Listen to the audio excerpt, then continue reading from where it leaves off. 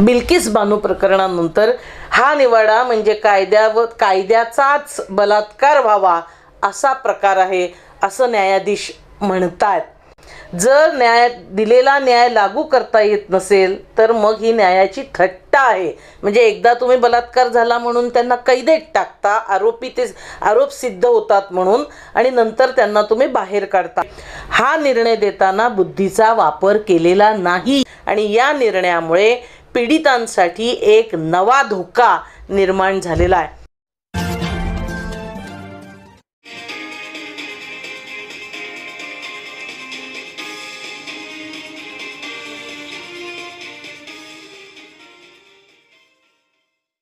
सत्य की जय हो. आज जागृती न्यूज चॅनलच्या प्रबोधन सत्रामध्ये पुन्हा एका नव्या विषयावर सत्यवेदमध्ये काही विचार आपल्यासमोर संवादासाठी ठेवते.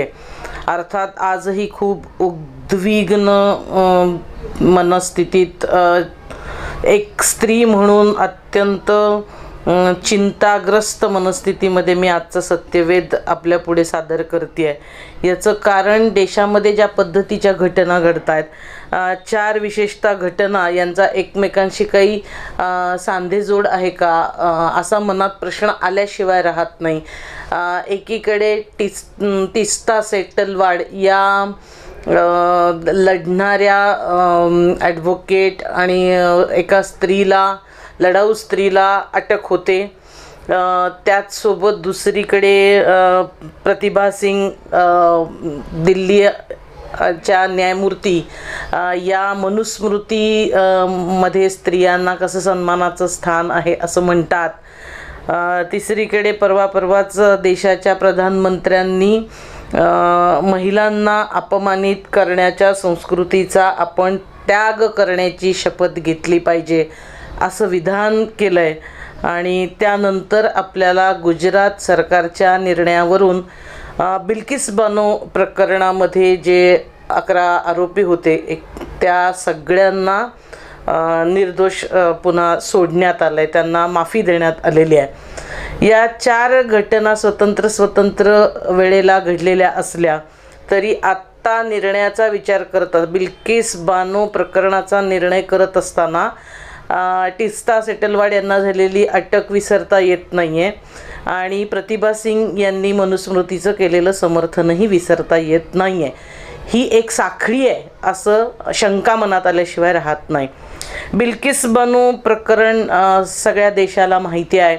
गुजरातच्या नरसंहारानंतर ज्या पद्धतीनं एकूण वागणूक विशेषतः मुस्लिमांना दिली गेलेली आहे, म्हणजे संपूर्ण एका धर्माचा वंशच संपवण्याचा एक षडयंत्र रचल्या पद्धतीनं संपूर्ण त्या दंगलीतला हिंसाचार अत्याचार घडला असे अनेक सत्यशोधन अहवाल त्या काळामध्ये प्रसिद्ध झाले.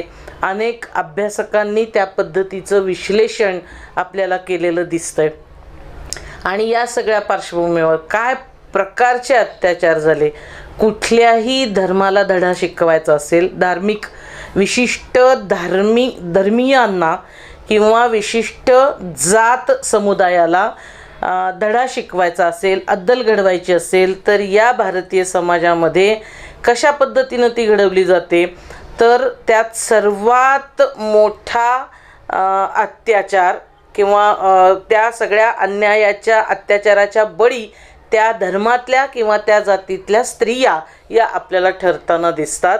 म्हणजे आजवरच्या बलात्कारांची सगळी प्रकरणं आपण पाहिली तर आपण या निष्कर्षाला येतो की बलात्कार केवळ बाई आहे म्हणून होत नाही, ती कोणत्या धर्मातली बाई आहे, ती कोणत्या जातीतली बाई आहे, हे खूप महत्त्वाचे मुद्दे ठरतात भारतामध्ये स्त्रियांवर बलात्कारासारखे अत्याचार होताना.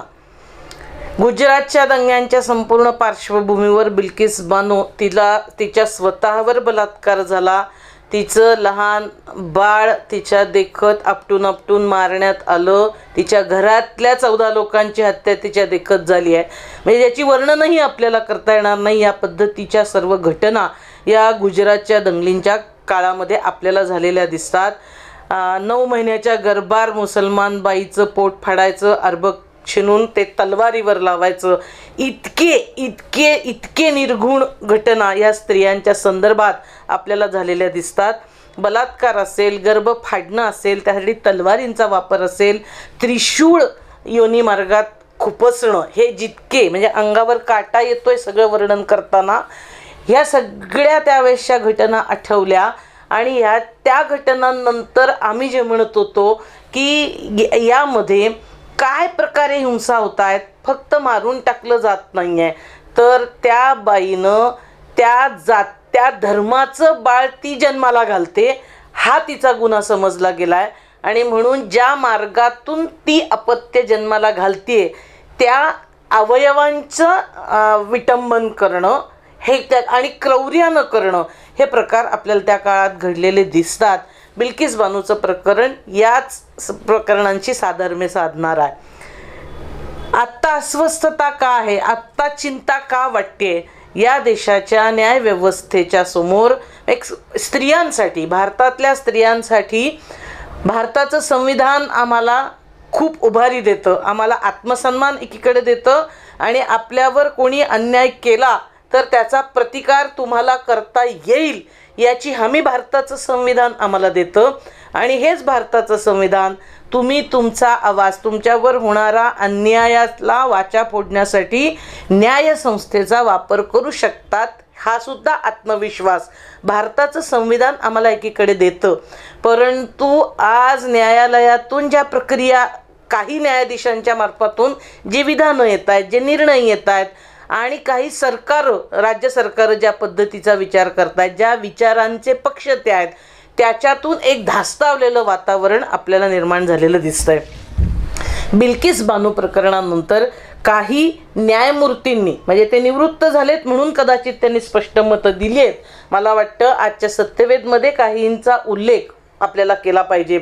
हा निवाडा म्हणजे कायद्याचाच बलात्कार व्हावा असा प्रकार आहे असं न्यायाधीश म्हणतात. जर दिलेला न्याय लागू करता येत नसेल तर मग ही न्यायाची थट्टा आहे. म्हणजे एकदा तुम्ही बलात्कार झाला म्हणून त्यांना कैदेत टाकता, आरोप सिद्ध होतात म्हणून, आणि नंतर त्यांना तुम्ही बाहेर काढता, आणि म्हणजे दिलेला न्याय आपल्याला लागू करता येत नसेल तर ही न्यायाची थट्टा आहे असे माजी न्यायमूर्तींची प्रतिक्रिया आपल्याला दिसते.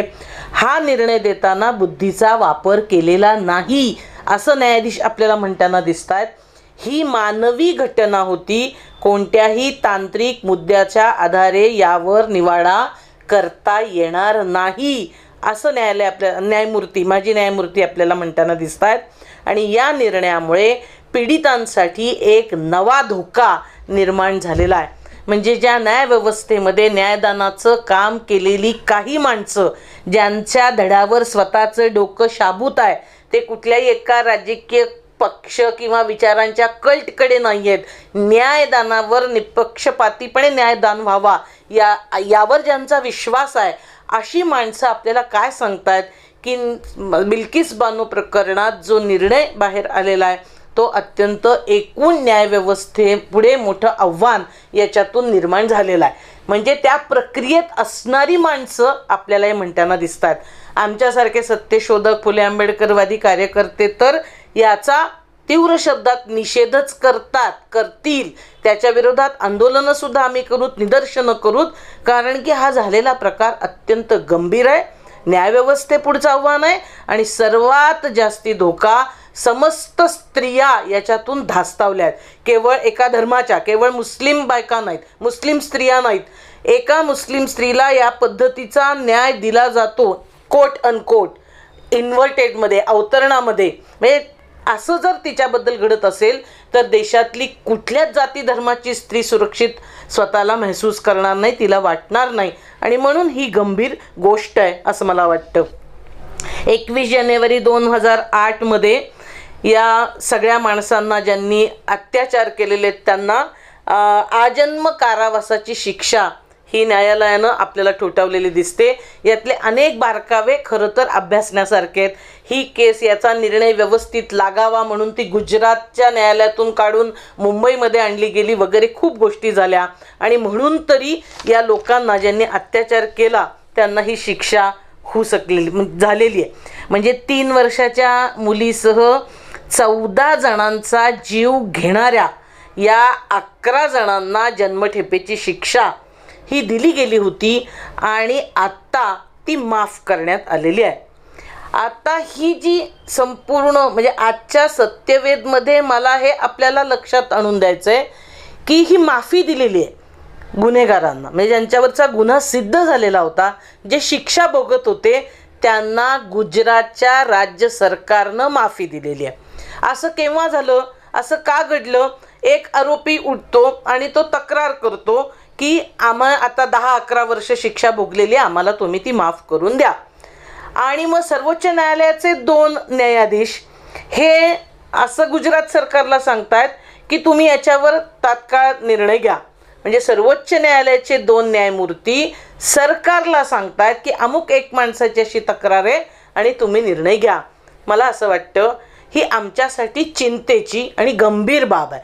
न्यायालयानं न्यायदान करायचं, जे न्यायदान केलं गेलेलं आहे त्याचा फेरविचार करण्यासाठी एक तर सर्वोच्च न्यायालयामध्ये जी संपूर्ण यंत्रणा आहे ती राबवण्याच्या ऐवजी आपण निर्णय देण्याचा अधिकार राज्यांकडे देणं ही माझ्या दृष्टीनं अत्यंत गंभीर बाब आपल्या देशामध्ये बिल्किस बानो प्रकरणाच्या निमित्तानं घडलेली दिसते. एक दुसरी गोष्ट, असा दया दाखवण्याचा अधिकार असतो ना, राज्य सरकारला असतो, राज्यपालांना असतो, राष्ट्रपतींना असतो.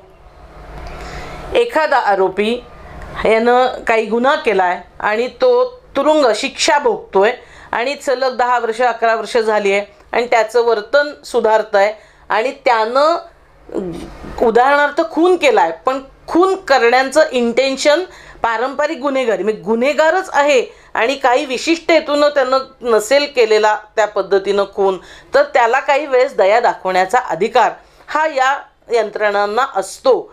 परंतु दया दाखवणं किंवा माफी देणं याचा अधिकार कोणत्या बाबतीत असणार नाही याची पण एक निश्चित नियमावली आपल्याला सांगितली गेलेली दिसते.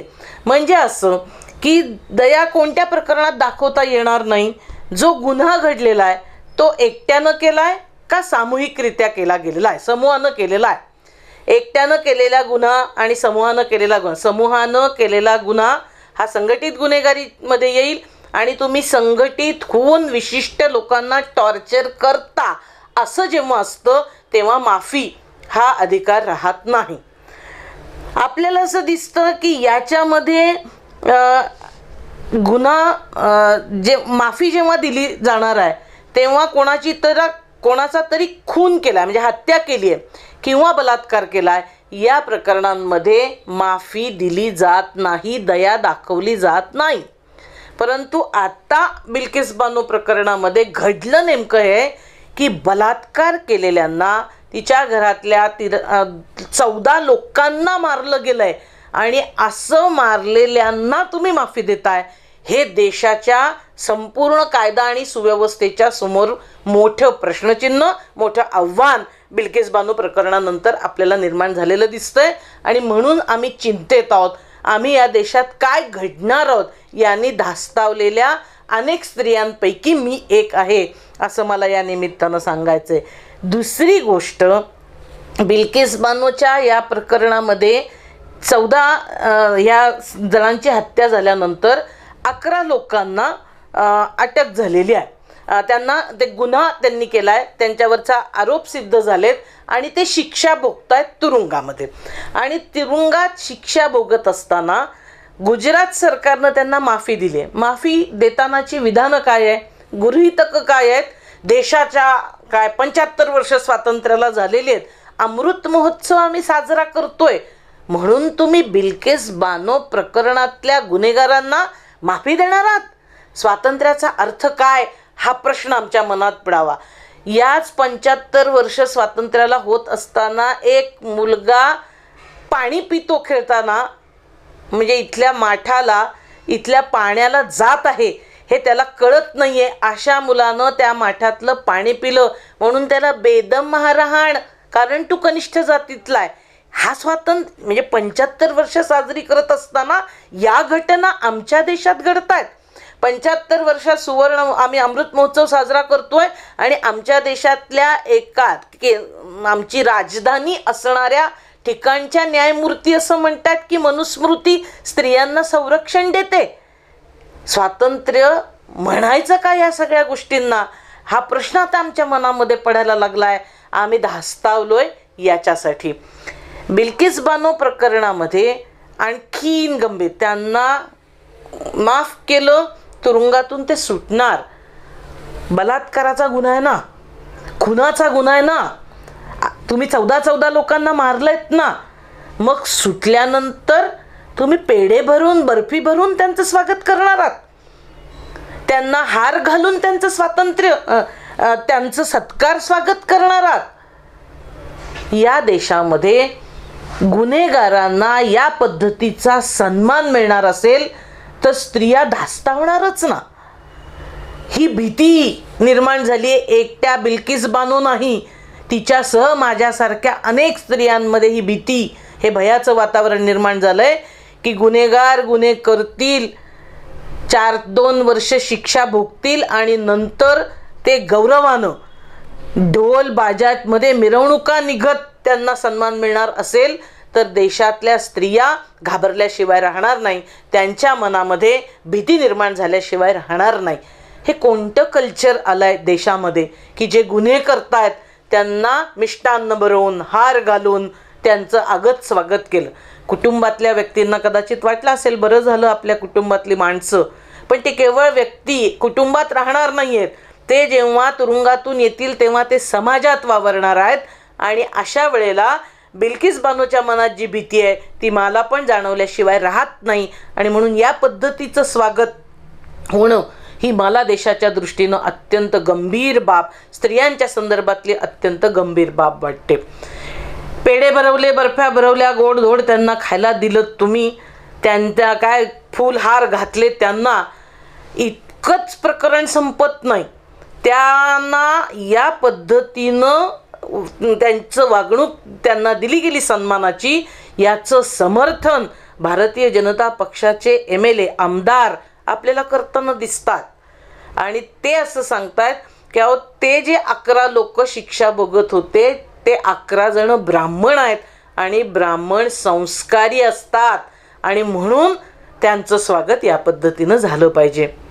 आम्ही आजपर्यंत सतत हे सांगत आलो की या देशामध्ये स्त्रियांचं शोषण, त्यांच्यावर होणारे अन्याय अत्याचार हे जात पुरुष सत्ताक मानसिकतेतून होतात. ब्राह्मण पुरुष बलात्कार करतो आणि त्याला सरकार एक विशिष्ट विचारांचं माफी देतं तर त्याचं या पद्धतीनं स्वागत झालं पाहिजे, जणू काही तो पराक्रम करून आलेला आहे. ही या देशातली जात पुरुष सत्ता आहे, आपण लक्षात घेतली पाहिजे. आणि ही जात पुरुष सत्ता सर्व धर्मांना, सर्व व्यक्तींना त्यांनी लागू होते, ती कुठेही आपल्याला वजा राहताना दिसत नाही. या गंभीर गोष्टी आपल्या देशामध्ये आपल्याला घडताना दिसत आहेत.